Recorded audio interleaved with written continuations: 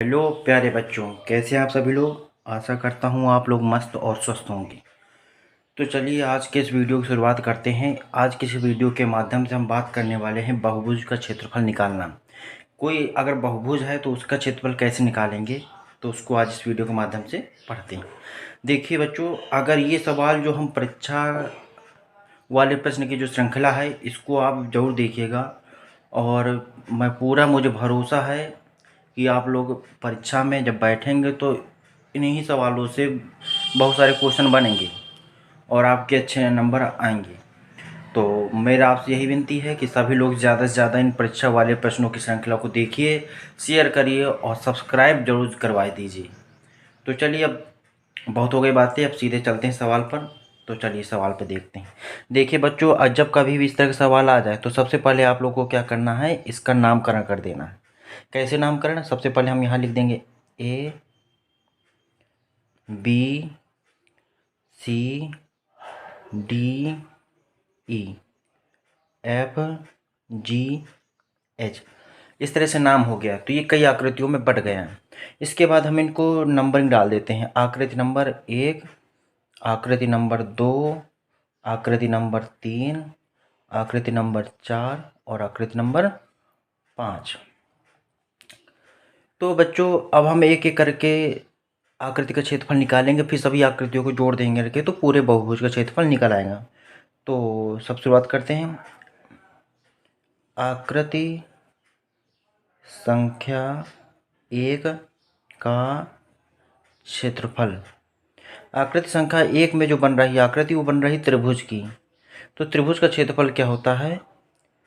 1/2 गुणे आधार गुणे ऊंचाई। 1/2 गुणे आधार गुणे ऊंचाई, ये सूत्र होता है। तो 1/2 लिख दिया। आधार कितना है? आधार है 25। ऊंचाई कितनी है? ऊंचाई हो जाएगी आपकी 30। तो 2 से काटो तो 15 आ गया। 15 का गुणा 25 में करते हैं। 15 पन्ना 75 की 5 हंसी लगे 7, 15 दूनी 30 और 7 37, 375 वर्ग इकाई हो जाएगा आकृति नंबर 1 का क्षेत्रफल।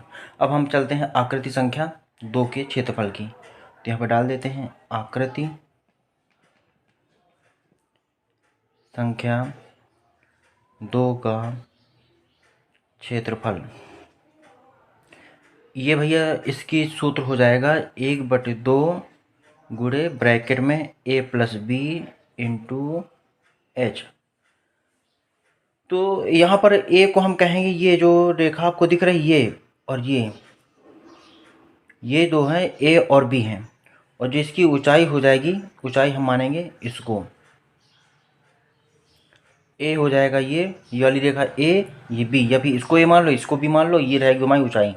तो चलते हैं, लिखते हैं 1/2 गुणे a कितना है? a हमारा है 25 और b कितना है? b हमारा है 30।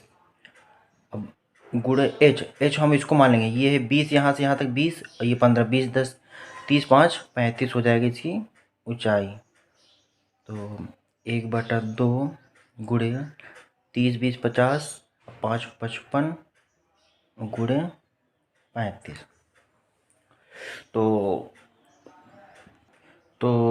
जब हम इसको सॉल्व करेंगे तो आ जाएगा 1012.5 वर्ग इकाई, इसका उत्तर हो जाएगा। आकृति संख्या 2 का क्षेत्रफल निकाल लिया। अब आकृति संख्या 3 का क्षेत्रफल निकाल लेते हैं। आकृति संख्या 3 का क्षेत्रफल, इसका भी भैया त्रिभुजाकार है तो इसका सूत्र हो जाएगा 1/2 गुणे आधार गुणे ऊंचाई। तो 1/2 आधार हमारा इसका है 20 और ऊंचाई इसकी हो जाएगी 25। 2 से काटा 10 बार में, 25 दहम 250 वर्ग इकाई, इसका हो जाएगा वर्ग। आकृति संख्या 3 का क्षेत्रफल। आकृति संख्या 4 के क्षेत्रफल में भी भैया देखिए, अगर मैं देखूँ आकृति संख्या 4 को तो इसको दो चित्र न बनकर के एक त्रिभुज ही बन रहा है। और एक त्रिभुज का ये हो जाएगा पूरा आधार और ये हो जाएगा ऊंचाई। तो इसको हम दो चित्र न मान करके एक ही चित्र मान लेते हैं। आकृति संख्या 4, आकृति संख्या 4 का क्षेत्रफल। आकृति संख्या 4 में भी वही त्रिभुज बन रहा है।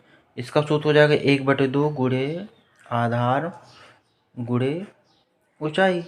तो 1/2 आधार इसका हो जाएगा 20, 20 40 और 40 10 50 10 60 10 70 80। तो 80 हो जाएगी इसका आधार। और ऊंचाई इसकी कितनी हो जाएगी? ऊंचाई हो जाएगी 30। 2 से काटो तो 40 आ गया और 4 दिए 12, 1200 हो जाएगा। 1200 वर्ग इकाई इस आकृति संख्या 4।